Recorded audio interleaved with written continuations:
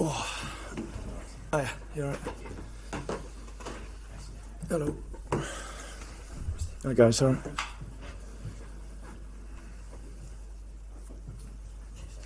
Thank you.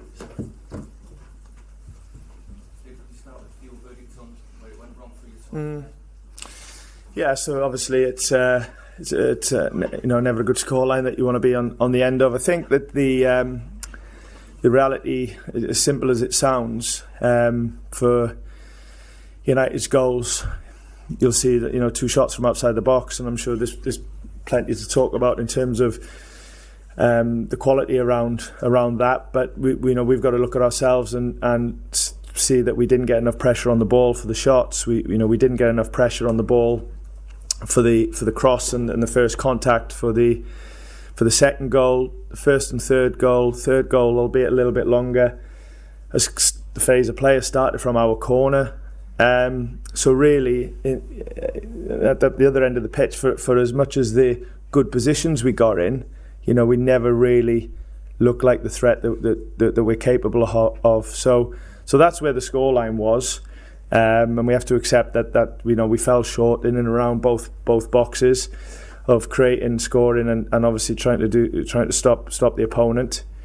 I'd felt the game was largely, in general play, fairly even. It never felt like one team was really on the ascendancy and was peppering a goal and things like that. We had some good phases and some good spells in the game. There's no doubt about that. And I'm looking at some of the players and thinking they've played well today.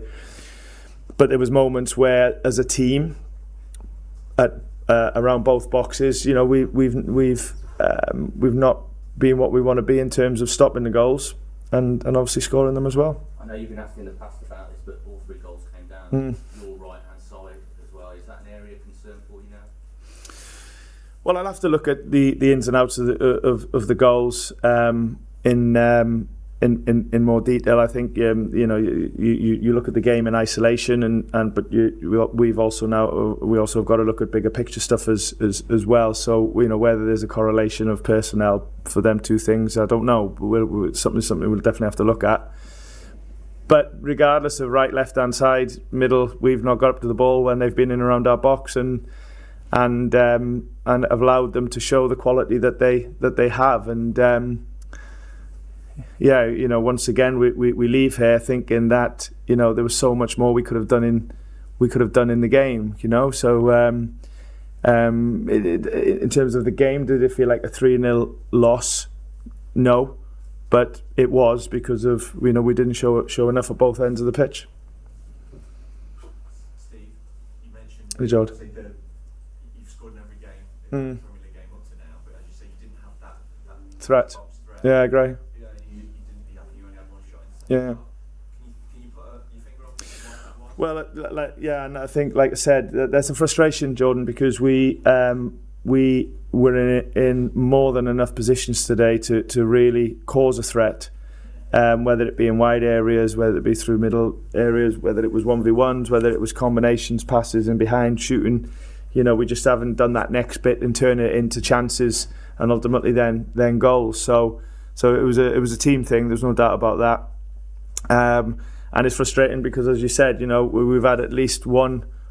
And often in other games, a lot more moments where we have created chances and do look like we're going to score a goal. So it was frustrating that we didn't hit them levels today. Was Jamie's absence a reason behind that? Because he is. Well, it will always be, yeah, because he comes alive in the box and he's it can be as good as it gets really in terms of sniffing out a chance and we actually did get in and around United's box a lot more than we have done other games, and that'll be a frustrating for him watching it. But it's about the guys who played today, obviously, and like I said, there was more than enough opportunities to cause damage today. But for whatever reason, and obviously we will look at it. For whatever reason, we didn't turn good positions, good opportunities into productive moments. Yeah, Jamie's Evaldo's a bit inconclusive. He picked up quite a nasty knock to his back last week, and he has given him every opportunity, but just didn't manage to shake it off. even though we're still a week away. So we'll have to see how that goes. It's still sort of, like I said, trying to work out exactly what it is. Ricky's more conclusive and serious hamstring injury and is going to be ruled out for 4 months. Yeah, so that's a blow, especially for him. And we have to support them both now on the recovery. But Ricky will obviously be a lot longer than Jamie. And that's one, if you wouldn't mind, there were a few boos from the Leicester fans at full-time whistle. What can you say to those fans to convince them that you're on the right track when you make the decision? Yeah, well, yeah. Listen, I'll accept that. That's it's a 3-0 defeat, and you're not going to get cheered off. In any, whether you're here at Old Trafford or anywhere else. So, like I've said to you before, I have no problem with any fans' reaction, good or bad, because they're entitled to do that, especially with 3 away games and the money that they spend and the commitment. I have a lot of respect for that. Regardless of what they may feel, I will always respect. A commitment of a football supporter. So no, I, like everything else, I'll accept any situation and be motivated to help it to feel better and to get better and keep going with what we believe in. Like I said, we've got the international break now to work with the players that are with us, but to do some extra work off the pitch in terms of reviewing, taking stock, planning, and getting ready for when we recommence. But there won't be any. There might be some let off in terms of getting ready for games because there is no game next week. But there won't be any days off for the staff and sort of working towards getting going again in a couple of weeks. Okay, thank you. Safe journey.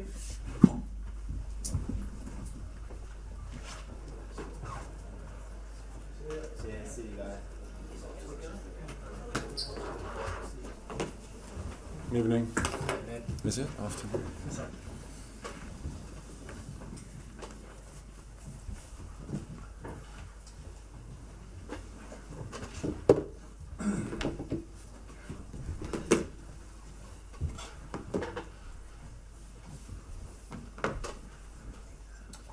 Okay, James. Hi, Ruud. We saw the reaction we got at the end, the celebration from the fans. Could you describe what sort of a place this could be, someone who could do that on a regular basis here? Sorry? Could you describe what sort of a place Old Trafford, Man United could be for someone who could get wins like that on a regular basis here? I think... well, I can only describe that moment, how I felt it. And as a closure of this block of 4 games, it felt like a closure for that period, and the future is open. That's the way I felt it, and it was a moment. It was a beautiful moment to be able to share that with the supporters and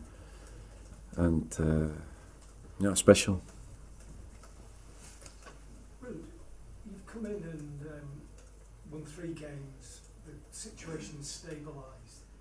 Now a new manager's coming in, and we've spoken a lot about he plays with 3 at the back, he plays with wing backs, inside forwards. Do you think the squad here can easily fit into that kind of transformation? It's a very good question. What for me is important that when I started as an interim at the beginning of this 4-game period with my other colleagues and staff to stabilize and to continue playing what the players are used to, 85%, and put in little tweaks or change of positions or resting players or starting players, and that's where you start to get your own bit in of identity, transfer it to the training pitch, get the lads, get the confidence back, try to get that back. So you can see quality of the players, and still not in a consistent way because there's still a lot to improve, but I think there's a foundation in the past 4 games where there was strong unity, good spirit, players who were at it, looking for results, and we got 4, and that is for me the important. And sorry, I don't go into your question because it's for me is a lot now to analyze. Okay, are there wing backs? Are there inside forwards? Can it work? Sorry, I can't comment on that. Congratulations on the win. Thanks. It was obviously very emotional, as you said, special, and you said the future's open. Did it feel like you wanted to make the most of it in case it is goodbye? No, I felt like closing this period down, if you say it like that, and basically it was a moment, here and now, and that was the beauty of the moment in my opinion, and where circumstances came together, and it was a beautiful moment, and it was gratitude from my side to them, and the reception I was able to receive was unbelievable. So I can only thank them enough. Ruud, you were very decisive in the second half, taking Diogo and Marcus off, and it paid off with Alejandro scoring. What was the thinking about the timing of those changes? Yeah, the timing was that I felt it was necessary in today's game to make those changes. You could also see that players who were played so many minutes and so many games because of the thin squad, they need also replacement, and to keep them fit, to keep them healthy. And there's other players now in the squad that are back. You know, Johnny Evans, fantastic. You know how he comes in and does the job, and Lisandro going to left back and doing their jobs. I think I spoke to Alejandro before the game. You're playing so much, so many games, so many minutes. You know, I want you fresh from the bench to make a difference as a sub, and you know. It's I think the reality where we were in, and good to have many more players on board like Christian, Eriksen, and who could step in for Casemiro, who also played almost everything over the last period. Mickey. Ruud, are you going to miss being in the technical area, or is it going to be an easy transition just to go back to where you were? I only walk out of it, and the fourth official is getting me back into it. So it appears that I don't want to be there, but I'm too connected, I think, to the game. I think it's important to know your role. That's very important, and then things can work. And I think the first months here in my role as assistant, I did my job. I knew my role, know how to support others, and in an interim, you have to take your responsibility, and that's another reality which I try to fulfill, and both are good jobs. Rob. Perhaps a difficult question to answer, but your team, you've gone unbeaten in this little short spell. Team is scoring, they've kept clean sheets. Is there any part of you at all that is perhaps a little bit disappointed that the club didn't just let your interim spell play out and see how you did, and then make a decision in the way that they did with Solskjaer? Yeah, no, I appreciated the clear communication of the club that it was an interim spell for a short term. Could have been 1 or 2 games even. That was the first communication, and they kept me in the loop. And they said, okay, it's going to be 4. It's going to be announced, the new head coach, etc., etc. So for me, it is important to have that clarity, and I appreciated that. And in the end, the most important thing is this football club, and I'm here to support that in my role. And as I said, I want to continue doing that in the future.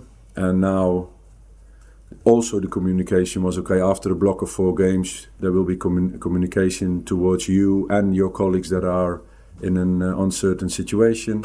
So I expect to hear today or tomorrow from them. Carl. Hi.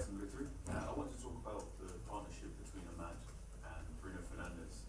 On Thursday you said you want them both to work as number 10, but today they seem to be passing to each other very often. Is this something you hope Ruben Amorim can build upon? for me it was important to look at the games and how can we be as successful as we can. And the first half we started with Mazraoui on the left side going high and make a 3 with Diogo and Matthijs and Licha. That meant Ahmad was on the line and Bruno was close to him. And the second half it changed because I put Mazraoui on the right and Ahmad could be more inside. So he was the 10, both 10s with Bruno. But in both situations they connect and they know how to deal with tight spaces and get things going in tight areas. And I think it was a good example, the first goal, how it came across. Okay, we'll leave it there. Thank you.